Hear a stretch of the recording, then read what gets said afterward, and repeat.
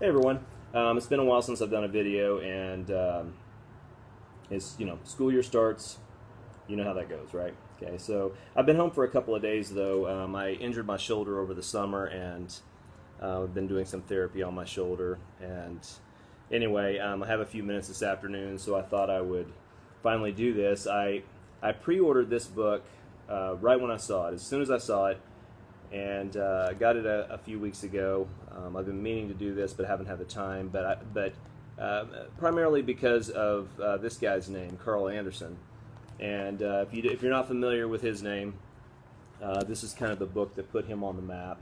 How's it going? He's if you ever have a conversation with someone about conferring, his name is probably going to come up when you're talking about Writer's Workshop and how to confer with students. So when I saw this, I thought, man, this looks like a pretty cool title, and I think I want to grab a copy of it. I'll be really honest. When I got it, when I ordered it, I thought it's probably going to be just kind of like a, rehashing some of his other work, and to some degree, there's a lot of that in here. But I think that the reason that I wanted to go ahead and talk about it is because as I read through this, I was about halfway through, and I could not help myself. I thought, this is the book that teachers need to get. If you are confused about conferring and you don't really know where to begin, and it's very overwhelming for you, this is the book. I'll tell you one thing, and I'm going to tell you why. It's not so much because of the content, because the content, there's tons of stuff out there on conferring, and you can find all kinds of things to read on it. But it's the way that it's presented, and there's just this trend that I think publishers are doing a pretty good job of right now in kind of giving us things in small chunks. I think they're reacting to the needs of classroom teachers, and they just know that we're overwhelmed. And a lot of times there's just not enough time to really dig in deep, to something, and we have to kind of take it in small chunks, so just a little bit at a time. I've always been a voracious reader, but when I started teaching, I probably read less now.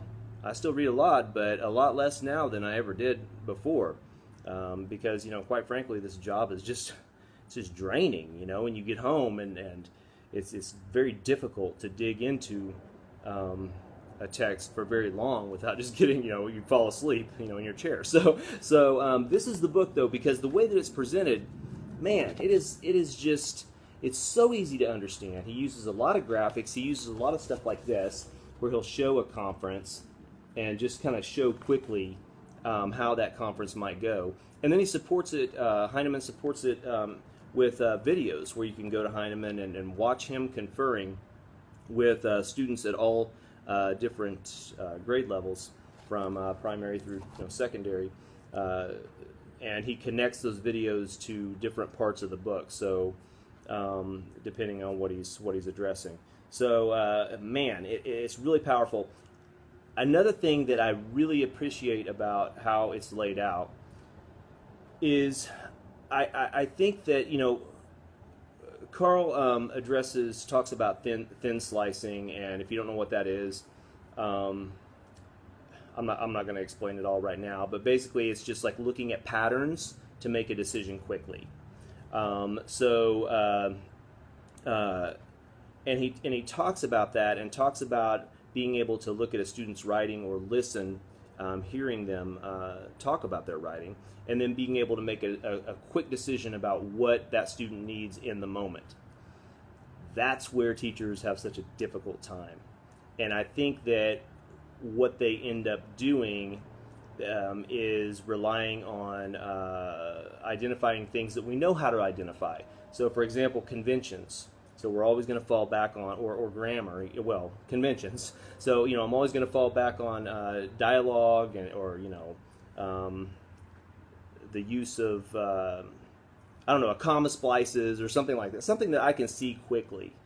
And so elements of craft are a little bit trickier if you're not familiar with with what's going on and what to listen for and to look for.